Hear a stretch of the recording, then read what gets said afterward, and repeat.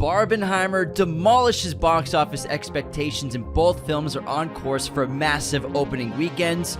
Studios are starting to delay movies. Could Dune 2 be on the table for 2024 now? Let's break down the latest in movie news.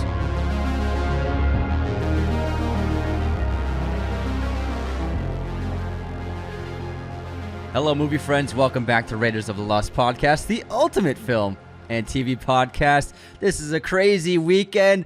I don't know if you went to the theaters, but we did, and there was Barbenheimer. Absolutely wild. I saw so much pink in the theater. So many people dressed in pink. It was really wonderful, and it's just great to see so many people going to the theater, excited. Like, I saw little kids that are giddy going to the theaters, and that's what the little girl taking photos in front of the Barbie poster, so excited. That's what it's all about. You got to keep young people especially interested in understanding, like, it's an event type thing. And so I think the Barbenheimer weekend has just been a miraculous thing this year for movie theaters and exhibitors to showcase how important it is to go to a cinema and experience something like this in person with a group of people. So I think it's a special weekend. I know it's kind of like a joke and everything, but I think it's actually... It's not a joke to me. I think it's a wonderful thing for the film industry and for exhibitors and theaters. Studios will be studying and trying to replicate what organically happened with Barbie and Oppenheimer. They're trying to. Do you know what the next one is? What? Saw Patrol. No one gives a fuck. Paw Patrol and Saw. No one cares. So studios are going to try to replicate it. You can't, with the memification, with memes, with the online jokes, with the internet, you can't replicate this. It's completely organic, and these movies are demolishing. We dressed up for both for when we filmed our Oppenheimer episode, and obviously if you follow us on Instagram, we posted our Barbie outfits for when we went to the theater yesterday to see Barbie. Both those reviews for us will be coming out this week, so Monday's going to be an Oppenheimer review. Thursday will be a Barbie review, but my goodness, Barbie and Oppenheimer are bonkers right now. So Barbie had the biggest Thursday preview of the year with 22 million at its Thursday preview, pulled in another 48 million on Friday night, and could break $150 million for its opening weekend debut. Yeah, I think they're making a sequel. Domestic opening debut. Insane. It could cross $300 million globally its opening weekend. Oppenheimer pulled in $10 million on Thursday previews, $33 million on Friday, and is projected to hit about $80 million in its opening domestic weekend, which is also absurd for a 3-hour rated R war drama. And that's actually beating expectations, because last week projections said Barbie would hit 148, so that's about on track. But Oppenheimer was projected at 58 opening weekend. I saw it at 40. Yeah, so Oppenheimer is destroying its expectations. And I mean, that's a testament to Nolan can get butts in seats no matter what he makes a movie about. You're talking about a period piece, a 3 hours rated R movie about a physicist, and $80 million. I mean, this shows that these movies can still make this kind of money. It reminds me of Ron Howard with The Beautiful Mind. That made $350 million in 2000. And that's a lot of money. So people like these kinds of movies. It doesn't just have to be the popcorn flick. And then Barbie is tapping into an IP that is so beloved by Americans, especially Americans who grew up liking Barbies, but the only movies they watched were like the little Fairytopia movies, Barbie's Fairytopia, Magical Adventure. VOD. So they've never seen something like this on this scale for something they've been a fan of. And we were just talking yesterday. I'm comparing it to Transformers. Boys grew up generally playing with things like Transformers, and then those movies obviously have decimated the box office since the early 2000s. Well, we grew up playing with them, but like not a massive fan of the movies. I guess. But I know what you're saying. But a bunch of 80s bros turned out to Transformers. Hell yeah, they did. This is what's happening. Optimus Prime! My childhood! So this is it's comparable to that. It's a famous toy that children grow up playing with, and they're finally getting that on the big screen. That's never happened before, so it's a big deal for people who grew up loving the Barbie IP. So and Barbie's different because it goes decades. Yes, exactly. Of course, Transformers goes decades too, but Barbie's been around for a long time. And you could argue it is like the toy for young girls. Oh, 100%. Yeah. It's wild, but they're also complementing each other so well. People are so hot to see both films. That's also helped both of these box offices just hit astronomical numbers, basically. Barbie, $300 million opening weekend possibly around the world. Who would have thought? Oppenheimer, rated R, 3-hour-long movie about Oppenheimer making the atomic bomb. $80 million opening domestic weekend, potentially $150 global. What? It's insane. I mean, when you compare it to Dunkirk did what, 35 opening weekend domestic? They made 40, 45. Yeah, so like people thought that's what they were going to get, but Oppenheimer doubled those projections, and I think these movies really, it was meant to be in a lot of ways. You know, it was meant to be that Warner Brothers put Barbie's release date on the same day as Oppenheimer, probably out of spite of Nolan leaving Warner Brothers. That's what we can all assume, but then it turned into a match made in heaven for both films, and both studios are just going to make a boatload of money off of this. And then in third place, don't forget about our guy Tom. Mission Impossible Dead Reckoning Part 1 pulled in another $25 million domestic.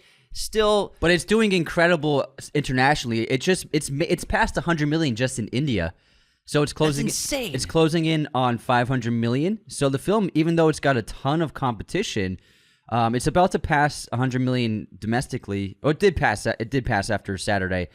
So it's tracking at about 500 million right now after this weekend globally. So even though there's a ton of competition, Mission Impossible is still going to do very well. It's an excellent performer, that franchise, overseas.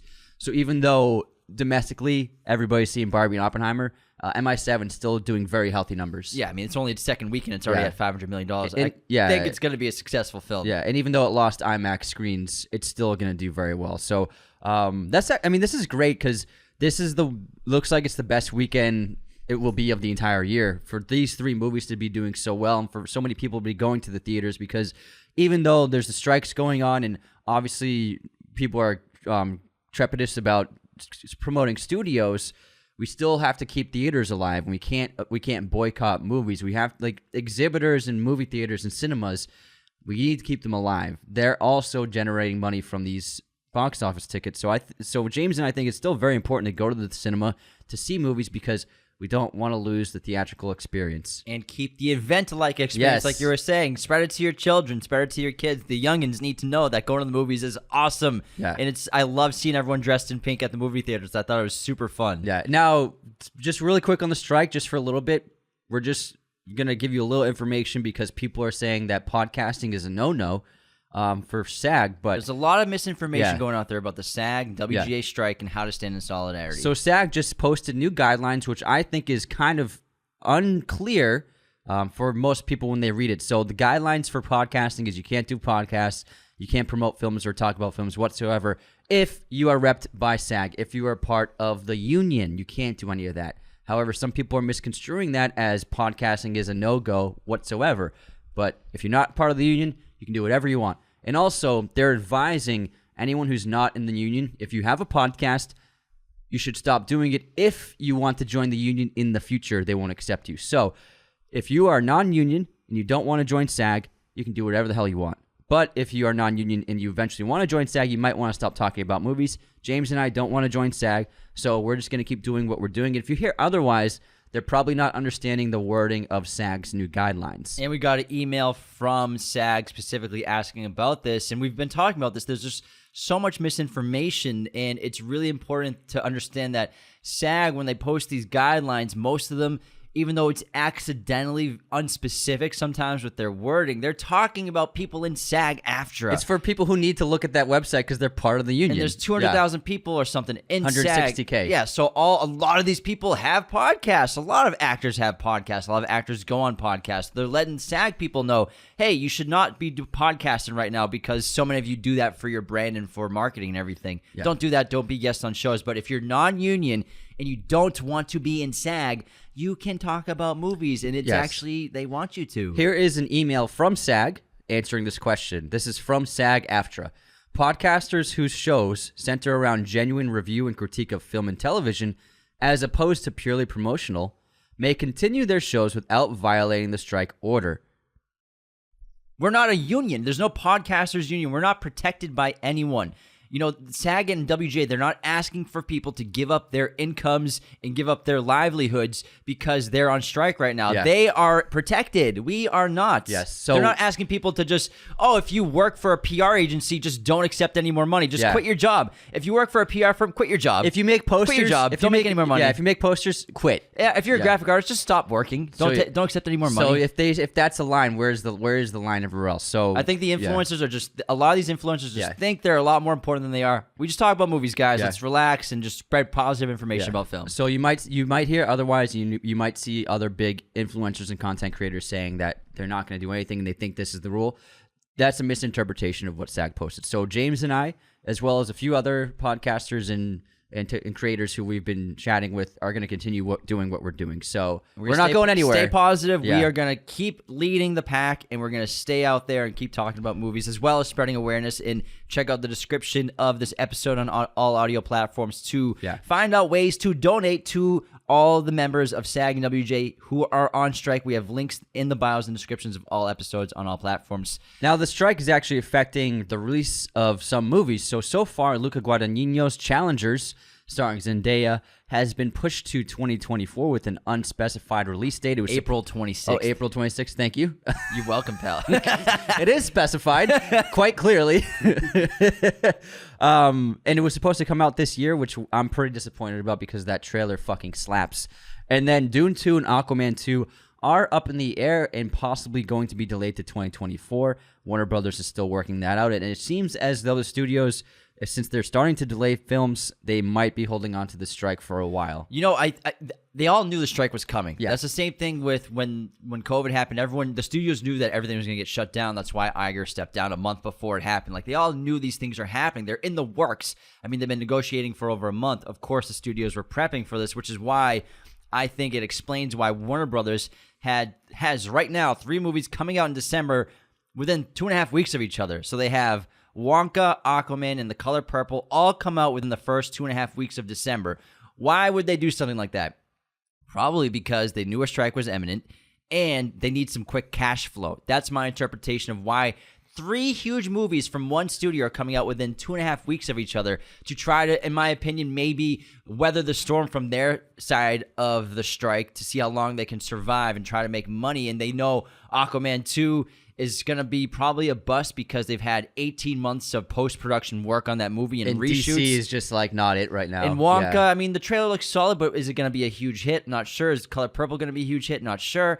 So I think that these studios, maybe because Barbie's performing so well, Warner Brothers is willing to keep Dune, hopefully, on its slate in November. But I think it shows you that the studios are going to bunker down and dig a trench as well, just like the strikers. Yeah, it is odd for 3 major releases to come out within 2 weeks of each other for the studio. Most notably, 2 of them are musicals. You usually want to spread out your releases at least over the calendar of 2 months like that. But Aquaman's not a musical? Well, I didn't see the first one, so maybe it is. You tell me. Will you turn off your phone alarm? It was for the Oh my it was God. for the movie. For the movie? Anyways. That we're going to see in an hour? Jeez, Louise. I know we're going to the movies after this. I need a reminder for that. Alora. Man. So I totally agree. That's odd to release all of your movies within 2 weeks of each other for December, which is usually a pretty good month to release films for some money. So that's odd. I don't expect Aquaman to do even close to the numbers of the first Aquaman, which was over $1 billion. Wonka, I think it can do pretty well, but I don't think that trailer was as spectacular as I was expecting it to be. I don't want to say I was underwhelmed. I was just like, it looks pretty good. It wasn't quite as incredible as I was expecting. It looks nice, but I think I was expecting a little more. That's what I mean. Will it be a hit? Yeah, I don't think it'll be a massive hit. I think it will do well. Color Purple, it's kind of up in the air. It's always tough to sell a musical. Especially a remake. Yeah. Or a new interpretation. This is based on the Broadway musical version of the adaptation of the film and novel. Gotcha. So it's like an adaptation of the adaptations of the adaptation. Yeah, exactly. So exactly. That's like the how many iterations. But I mean, Little Women performed very well, and that was the how many adaptation of that movie. That was the third film of the book. Plus, there's a TV miniseries. Yeah, and then you have the Little Woman verse. Yeah, everyone has their spin-off movie. And then you have obviously Little Woman Origins next year. Origins. When did they become little? Smaller women. Itty bitty woman. And then huge women Origins.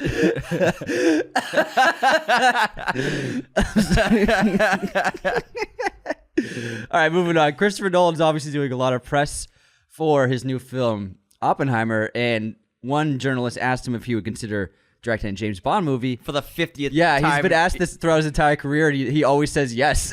So I'm not surprised that he said, yes, I would love to do it. He would consider it a privilege. It's like, do journalists think of other questions to ask directors, or are they just like, It's just clickbait. It's just a headline. It's just a headline. It's just like how I love Star Wars. Y'all know this, but I saw an interview last week that was people talking about where someone asked Christopher Nolan if he'd make a Star Wars movie, and I'm just like, you got Christopher Nolan on a couch and you're talking about Star Wars? I love Star Wars. Star Wars is cool. We all love Star Wars. It's Christopher Nolan, and you're asking him about Star Wars. Other people asked him if he'd do another superhero movie. It's like, well, how about ask him about the fucking movie he just made?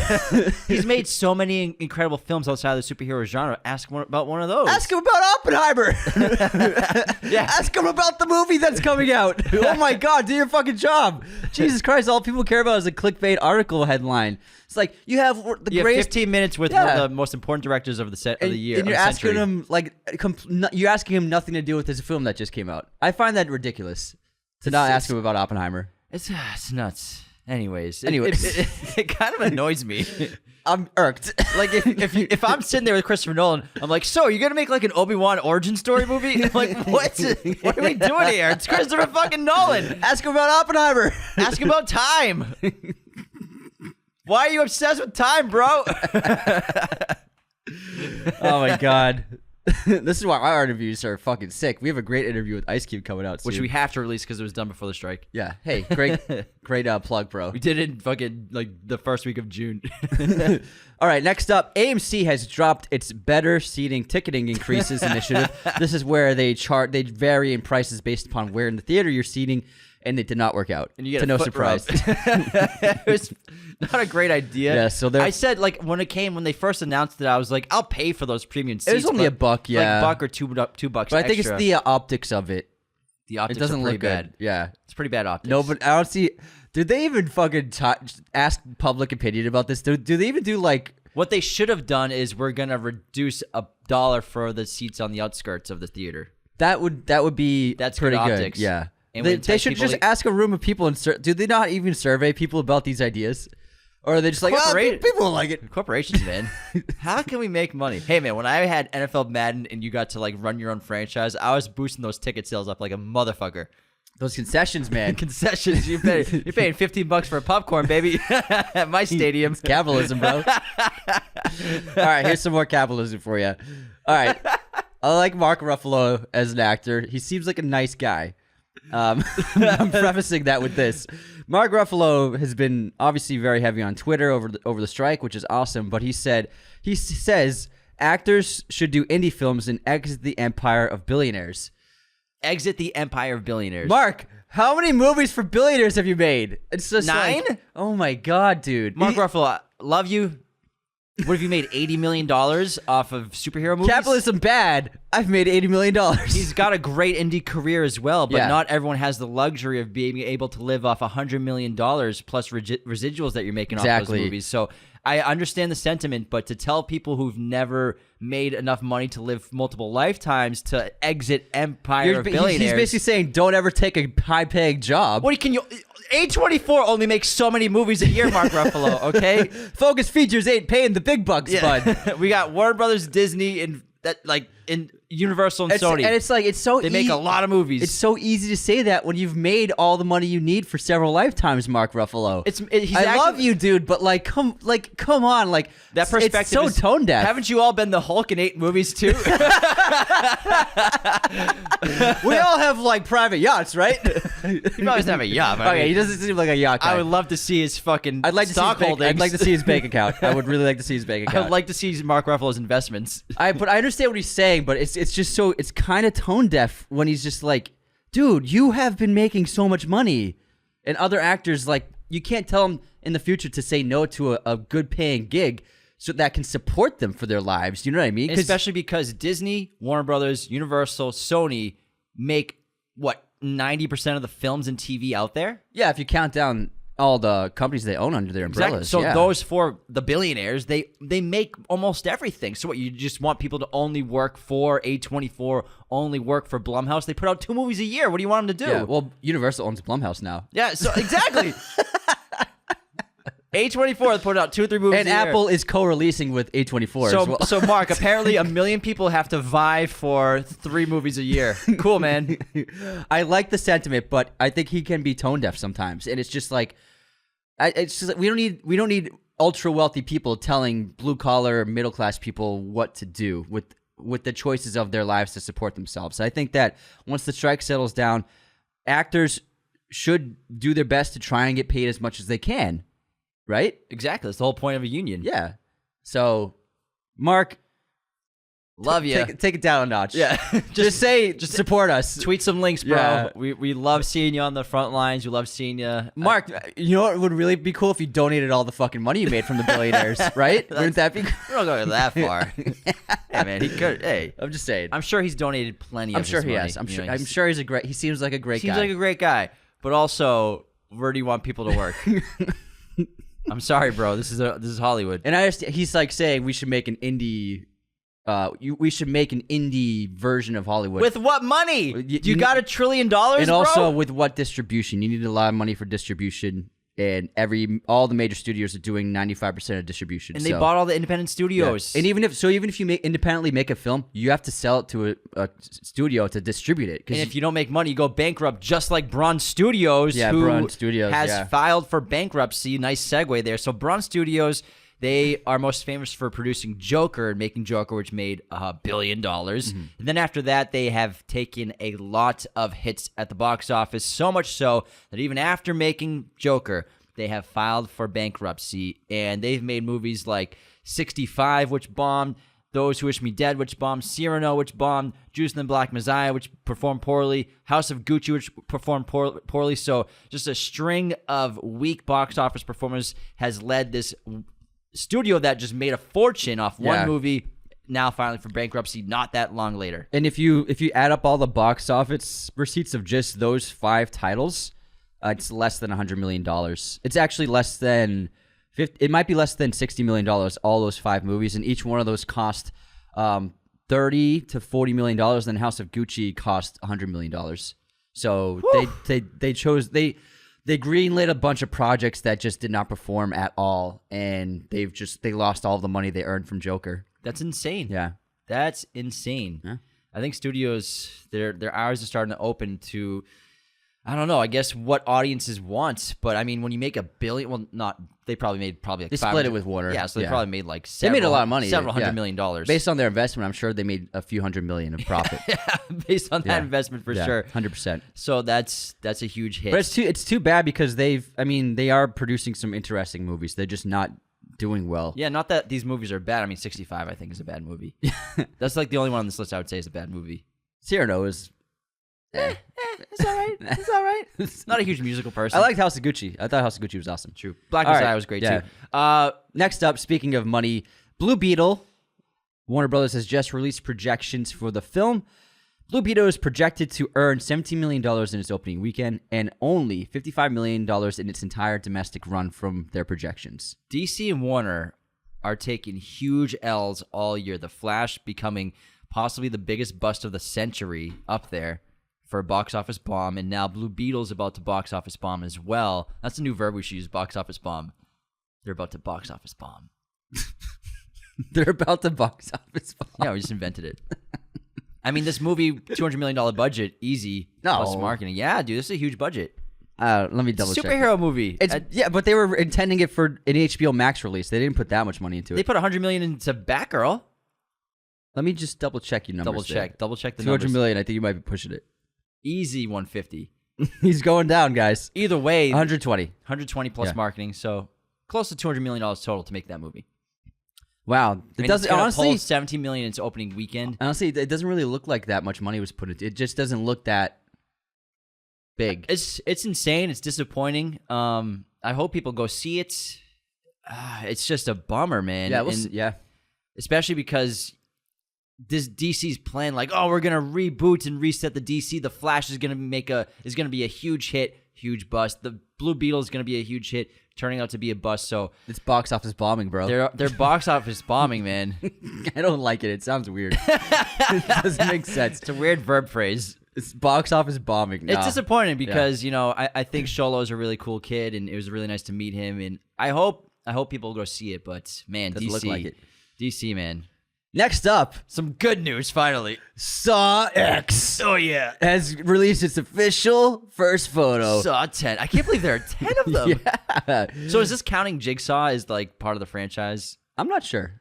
You have to ask someone else because I've only seen the first 2 Saw movies, so I'm not the person to ask about that. Maybe.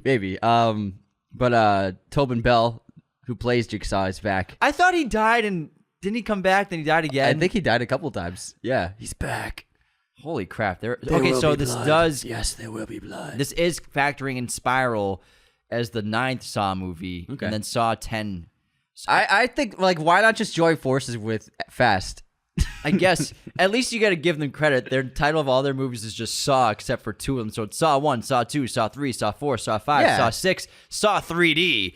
Jigsaw is number 8, then Spiral's number 9, then Saw 10. Yeah, I like keeping the name just Saw, Like, and then yeah, I it's can't like, believe they've made 10 of these. they make some money, man. Let's just call it Socks. Saw X. Socks. I saw you. Well, I mean, fuck it. People are excited. I looked online. Fans of the franchise can't wait. All right, let's move on to a couple more things we got to talk about. What do we have? A24. So 2 A24 movies have been approved to film during the actors' strike.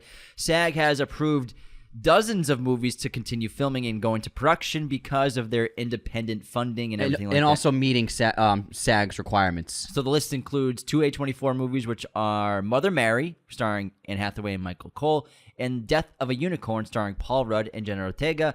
This is because A24 is not connected with the AMPTP. Also, European and British productions are still underway because the strikes only they're only for American unions. So anything in the UK is still filming. And the AMPTP is the Alliance of Motion Picture and Television Producers, kid. Producers. Next up, John Boyega did Hot Ones to promote They Clone Tyrone, and he was asked to rank the modern Star Wars trilogy, and he ranked it as Force Awakens number 1, Rise of Skywalker number 2, and Last Jedi number 3, and he looked pretty satisfied about all of them.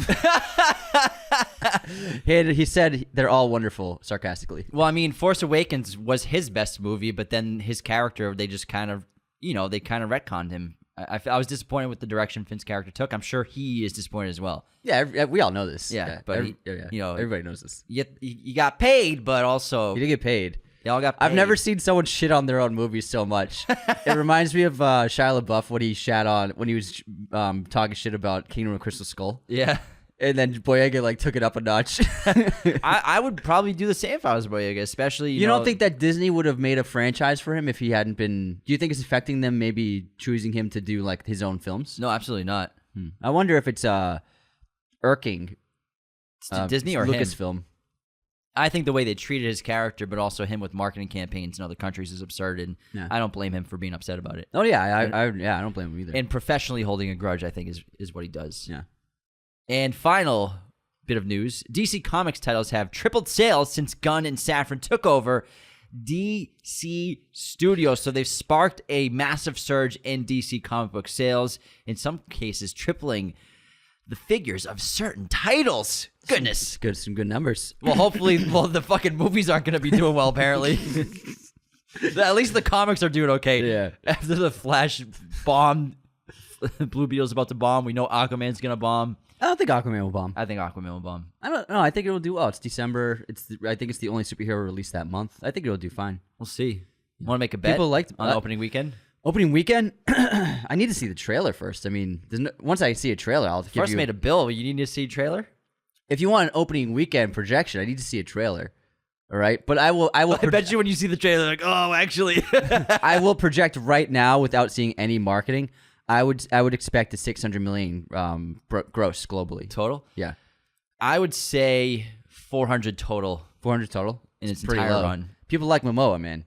I do. I know people like Momoa a lot, but also I'm gonna go 700 million. I think there's a massive distaste for DC right now in audiences' mouths. Well, don't underestimate the power of Momoa, man. People love that I love guy. Momoa too. He's all over the place. See, he's hosting Shark Week. Yeah, see him dancing in the with the sharks. People love him. I'm going 700 million Aquaman 2 total gross. I'm going 400. All right. I mean, Fast X wasn't super great at performing at the box office. It's not his movie. It's kind of his movie. He's in the movie. He's a big part of that movie. Yeah, but the Aquaman, like, it's his movie. No, I know it's his movie. Did you know that he stars as Aquaman? Really? I had no idea. I thought he was just like a ship crewman. I think it'll do pretty well. I don't think it's gonna go anywhere near the first Aquaman though. I think it's 400 total. All right, that wraps our movie news this episode.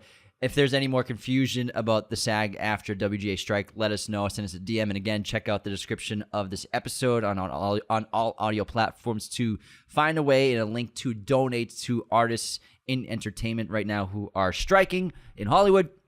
Also, again, episodes this week. Monday, mañana, domani, tomorrow we got Oppenheimer. And then Thursday, Barbie. Letterbox recap on Tuesday. It's gonna be awesome. Cannot wait. It's gonna be a good week, man. It's gonna be sick. It's gonna be. And then the following Monday is gonna be the Real Talk boys. Oh yeah, we have an episode of Real Talk. The Real Talk. George and all them, Tyler, Seth. It's gonna be awesome. So they're good lads. They're good lads. It's gonna be super. We just fun. did a FaceTime call with them yesterday. It was funny. Emergency FaceTime meeting yesterday, but we're filming that today on Sunday. So get ready for the biggest collaboration in filmfluencer in podcasting history. It's gonna blow the chains off the door. All the chains, baby. All right, take care, everybody. Hinges off the door. I mean, well, if the door is locked with a chain, then you're busting the chain off. Okay, it's doing both. And there's gonna be zero chains or hinges left on think doors. About like a metal fence that's a door, but it's chained up. So you're right. Would you call a fence a door? It's a gate. Well, a gate. I wouldn't call it a door. I'm trying to help you here, man. I'm trying to help your analogy, but you know what? Now your analogy makes no fucking sense. Whatever, man. Take care, everyone. See you next time. Thank you for watching Raiders of the Lost podcast. Be sure to hit that subscribe button, hit the like button as well, notifications for sure. Listen to the show on Apple Podcasts, Spotify, everywhere you can listen to podcasts, and be sure to check out this other content we have on our YouTube channel.